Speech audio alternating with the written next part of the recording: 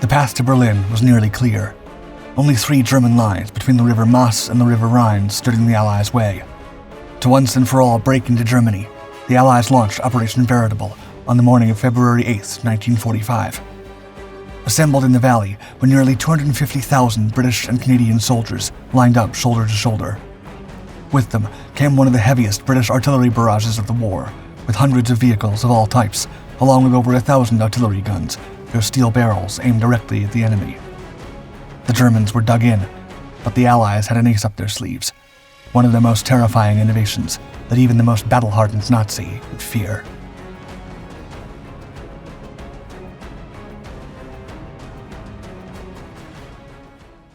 From the beach to the Bulge.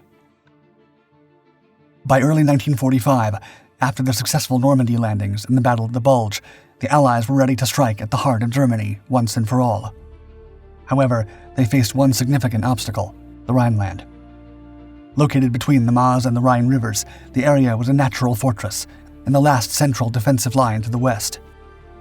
Its proximity to the Dutch-German border appealed to Field Marshal Sir Bernard Law Montgomery, who identified this forest as the ideal location for the next assault. Clearing the area would open the pathway into the German heartland, and Montgomery greenlit Operation Veritable. Although numerically inferior, the German forces defending the sector were not defenseless. They had the advantage of defending their well-fortified west wall, an expansive network of bunkers, trenches, and minefields designed to deter any advance.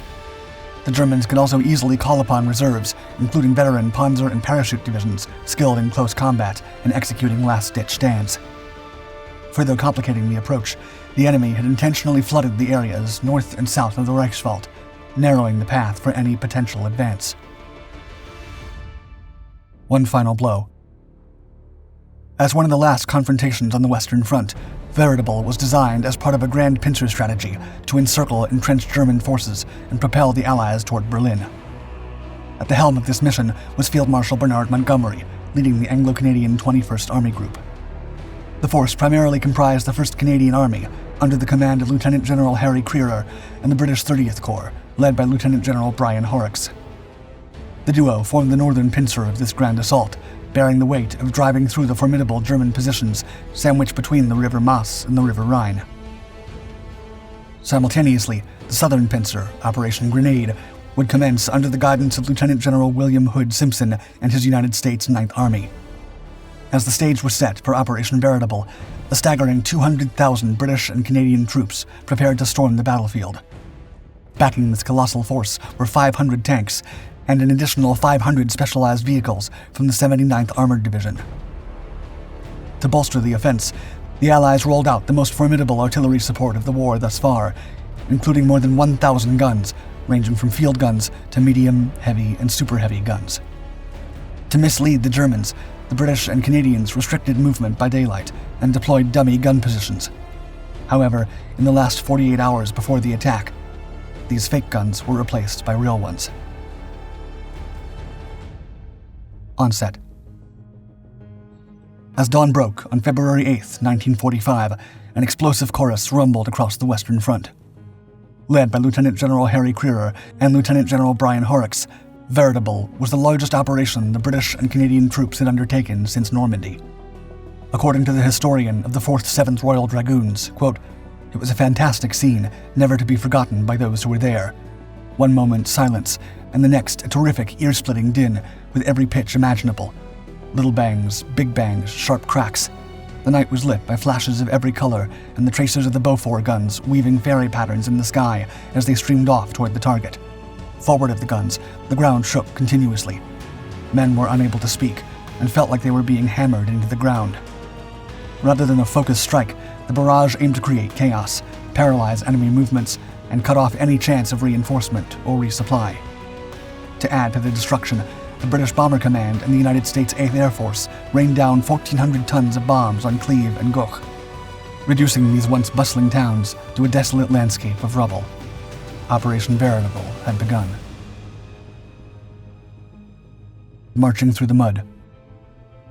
From the moment the 1st Canadian Army and the British 30th Corps began their march through the Reichswald, they confronted an unexpected adversary: the weather.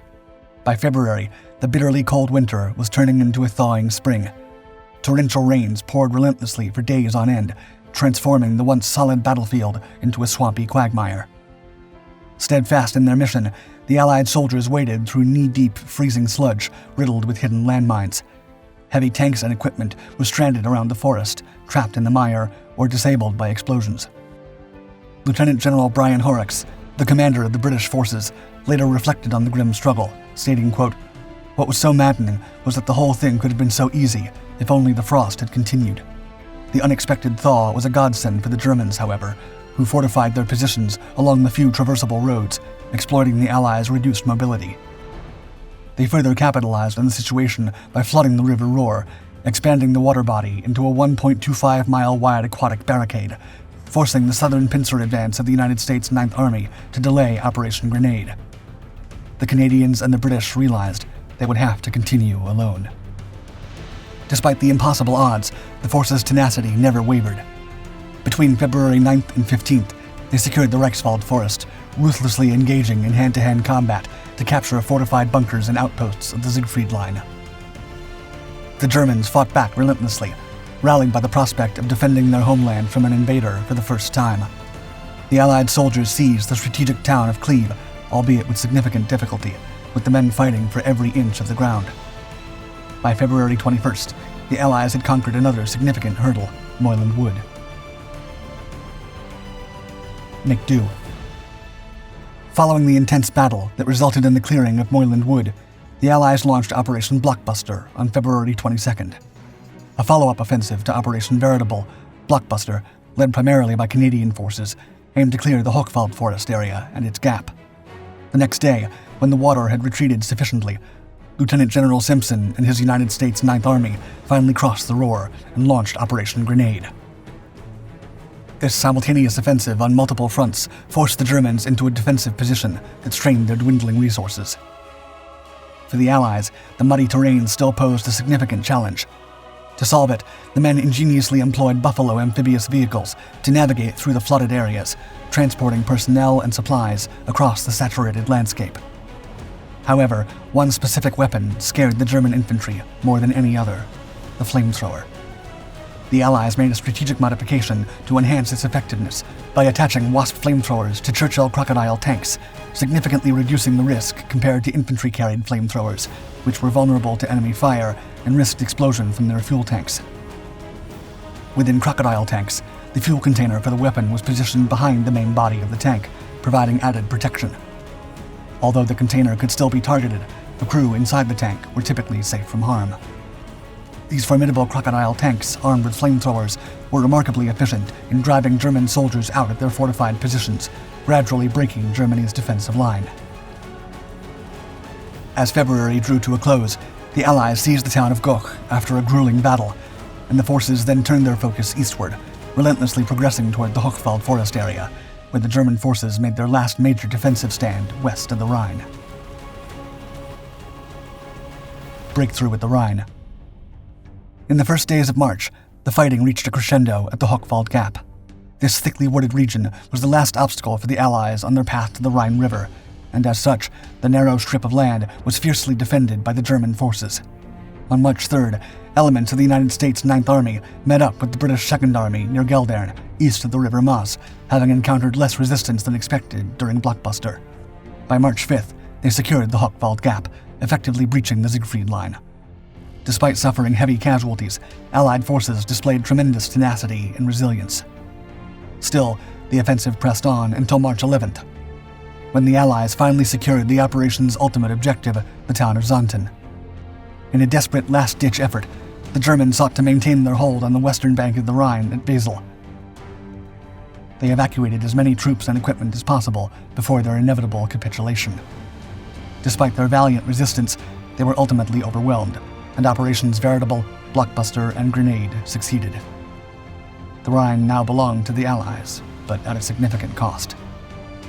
General Dwight Eisenhower encapsulated the essence of Operation Veritable, declaring it as, quote, "one of the fiercest and most violent campaigns of the war, a bitter struggle for endurance between the Allies and the Nazi Germans." The massive Allied losses mounted to approximately 23,000 men. The German forces, too, paid a steep price, with over 44,000 troops falling during the battle. These operations paved the way for the continuing liberation of Dutch territory. The failing defense of the Rhineland was a clear indication of the Nazis losing ground, and it increased the confidence of the Allied forces.